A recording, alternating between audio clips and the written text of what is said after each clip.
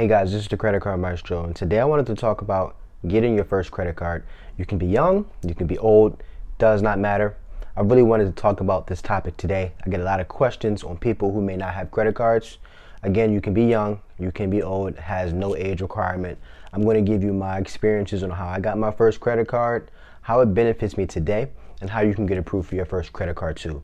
I hope you guys are excited for this video. Let's get into it. So the first thing I always like to do is I like to have a game plan, right? I want to make sure that we meaning you or me, the person in this situation or the person who wants the credit card, we are ready to get a credit card. It's a commitment. It's dedication. You have to really be punctual if you really want to have this credit card work for you and to really improve your score. So let's make sure we're ready, we're committed to getting a credit card, and making sure that we're really ready to do everything that we have to do to maintain a good relationship with the bank that we're going to lend from, because this is a relationship. So that's the first step, making sure you are ready. If you are committed, that's a really good step. The second thing about being ready is we want to make sure we have some income coming in. You can't have a credit card without any income coming in. Typically, banks want to see income from yourself. So if you're employed, if you're young, I know people who are younger are in school, so it can even be part-time, full-time, some type of income coming in generator from you. If you are signing on the credit card by yourself, meaning that nobody else is going to be on the credit card with you. So let's just make sure we're ready for the commitment, make sure we have the income to get the credit card. Definitely an important factor. If you don't have the income, then there is no way that a bank will be able to approve you for any credit card, because you have nothing to pay the credit card when you swipe. They want to make sure you are not a risk to them and their money. So income is very important. So here's my story with credit cards. When I was younger, about let's say age 20 to 21, I was always trying to get my own phone plan. Looking at cars, first time buyer of a car, and I would never have any luck getting these things because I didn't have credit. And for example, a cell phone carrier I tried to get, they approved me for a line of credit, but because I didn't have any credit, they approved me for a phone line, but because I didn't have any credit history, I had to pay the full price of the phone. They did not trust me because I didn't have any credit history. And I know everybody says, well, I pay my bills on time. If that doesn't reflect on your credit score, or if you have no credit, it's not going to show up in our system. It is what it is, unfortunately. Even if you are somebody who pays all their bills on time, if it's not improving your credit score, there's no history to it. So that's the downfall to it, but we're here to fix that. We have a way around that. That's my story. I obviously found a way to get around that, and I'm happy to share this with you. So let me get into the two options that I definitely suggest when getting your first credit card. My favorite one, to be honest, is secured credit cards. I love the secured credit card method. It is good for you and is in your best interest. It is good for the bank and it is in their best interest. A secured credit card is just like a credit card. You won't be able to tell the difference between a secured credit card and a regular credit card, so there's no shame with walking around with this card. I actually took out a secured credit card my first time because I had no luck with any other credit card companies. Nobody wanted me because I didn't have any credit history. You give them a deposit down of what they're asking for. So let's say, for example, they want $300 down and they will give you in return. So what you would do is you would give them $300.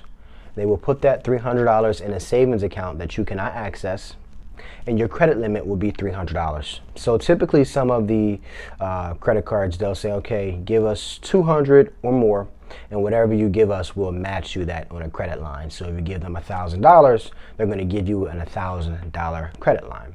Now, for 6 months to a year, you are using that card, again, staying under 20%. And honestly, when you got a secure credit card, I'm even saying stay under 10%. Put a very small purchase on that thing.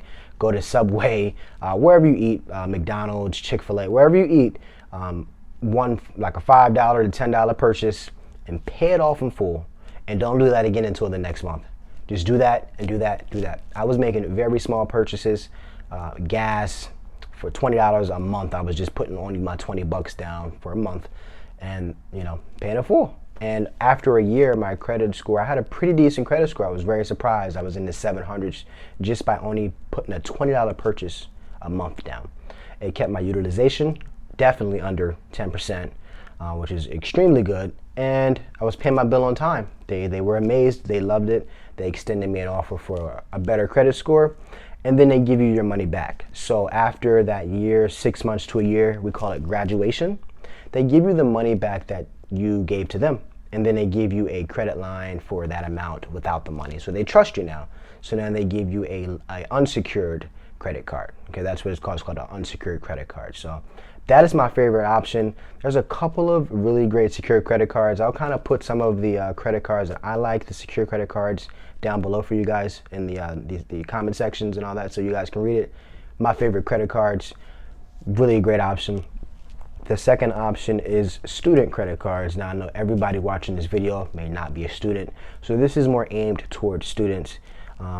Sometimes, again, I didn't have any luck with it, but there are some credit cards that give you an advantage. If you're a student, they know you are in college, you may not have the best credit score, they want to help you. Okay, so they're going to give you a credit card with probably a small limit just to get you started. Interest rate may be a little higher than normal, and then to get you going, they kind of aim towards people with no credit or very small to no history.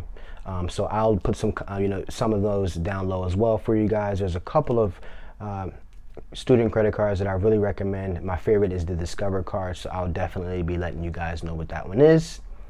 Those are my two options for credit cards. Now that we went over the two options on getting approved for your first card, let's go over what we need to stay away from. Okay, we need to stay away, in my opinion, from retail cards. Retail cards, for example, let's say any retail store you may like in the mall, they may have their own credit card. Stay away from those, in my opinion. I don't like those cards.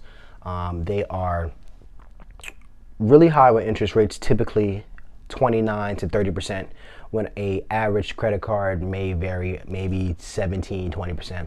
They're 30%, okay? I know it's really tempting when you're at your favorite store, male or female store, and they're having a sale, and then they ask you to get the credit card, and then you get another 25 to 10 to 25% off if you get the credit card and all that good stuff. It's very tempting, but you're going to get ahead of yourself possibly. I don't want you guys to get into the that habit, and then you're maxed out and you got a high interest rate, and you're back at square one again. So stay away from retail cards. Another card that I want you guys to stay away from, there is a card called so you have Capital One. They have this card, it's Credit One, and I got this offer too back when I didn't have pretty much any credit, and you had to pay interest. Typically you pay interest after the month is over. I believe you paid interest each day. Okay, it's really crazy. A bunch of fees. Just, I don't even want to get into it. If you guys want to know more about that card, we can, if you want, just let me know. I can do a review on that card, but that card is just not, I would never ever suggest that card. It's a Credit One card. It's from Credit One Bank. Again, I'm not bashing the company. They're out there and they're doing what they're doing, and they're aiming towards people who have little to no credit. But I just think the way they're going about it is wrong, and that's just my strong opinion on that. So definitely, in my opinion, I would stay away from that card. If you get that offer, don't go down that road. I gave you really two great options. Best option, in my opinion, secure credit card. Teaching yourself how to maintain your utilization, and you're giving the bank the option to actually trust you, giving them that that chance to trust you. Okay, so those are my two options, guys. I really hope you guys enjoyed this video. If you have any more questions, maybe more personally towards you, I'll be more than happy to answer those questions. Please follow me on Twitter, like this video, share this video if this will help anybody else that you know, and also subscribe. I'm going to be doing a lot more content on this video. Again, a video a week or more. I want to thank you guys for tuning in. Have a great day.